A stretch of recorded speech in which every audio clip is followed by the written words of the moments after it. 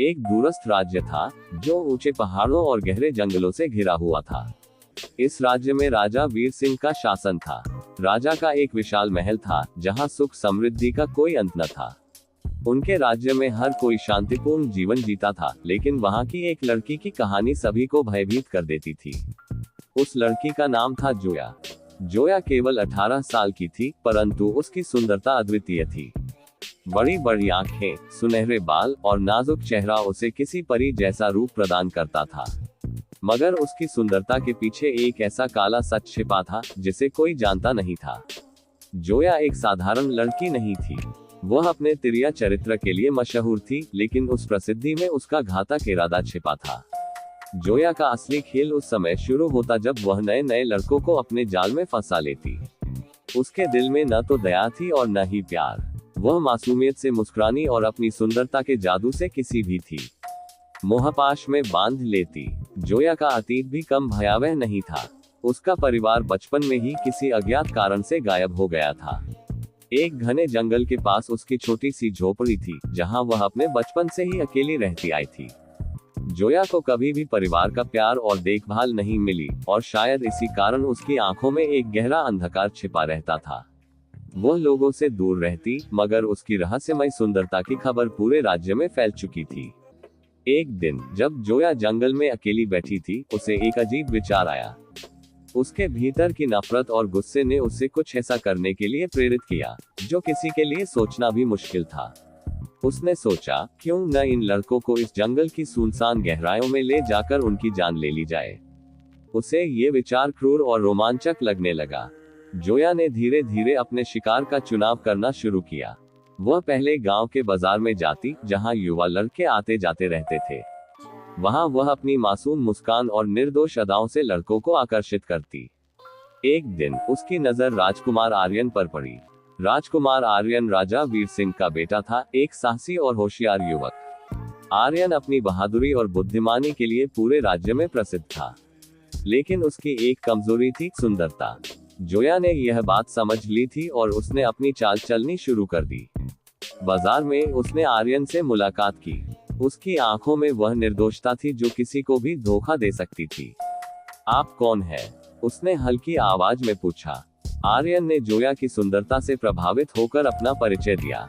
धीरे धीरे दोनों के बीच बातचीत होने लगी और आर्यन ने महर आकर्षित हो रहा है। जोया ने उसे जंगल की ओर चलने का प्रस्ताव दिया, जहां वह अक्सर अकेले समय बिताती थी।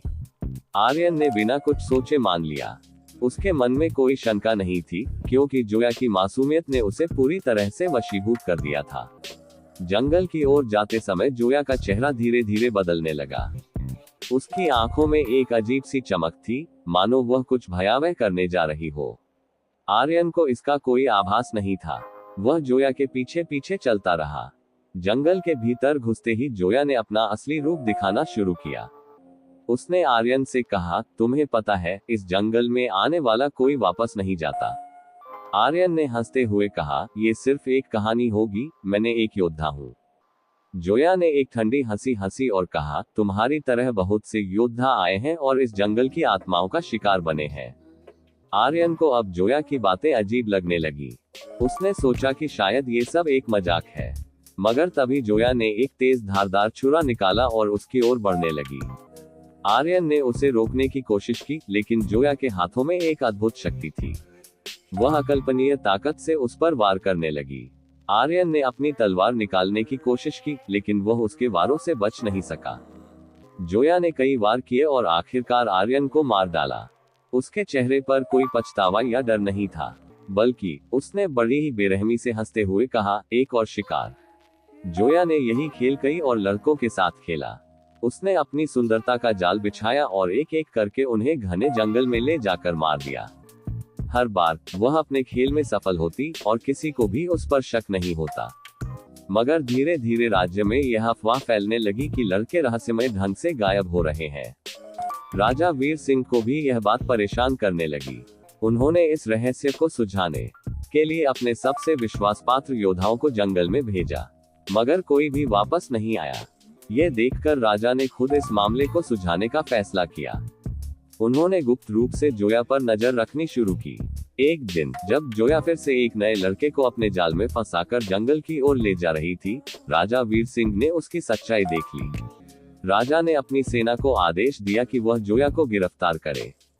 जब जोया ने देखा कि वह पकड़ी गई है, उसने भागने की कोशिश की, मगर भाग्य ने उसका साथ नहीं दिया। उसे महल लाया गया और वहां पर सबके सामने उसके काले कारनामे उजागर किए गए। राजा ने उसे मौत की सजा सुनाई, लेकिन जोया ने अंत तक अपने किए पर कोई पछतावा नहीं दिखाया। उसकी आखिरी हंसी अब भी लोगों के दिलों में डर बनकर बस गई थी। जोया की कहानी एक सबक बन गई कि सुंदरता हमेशा मासूमियत का प्रतीक नहीं होती।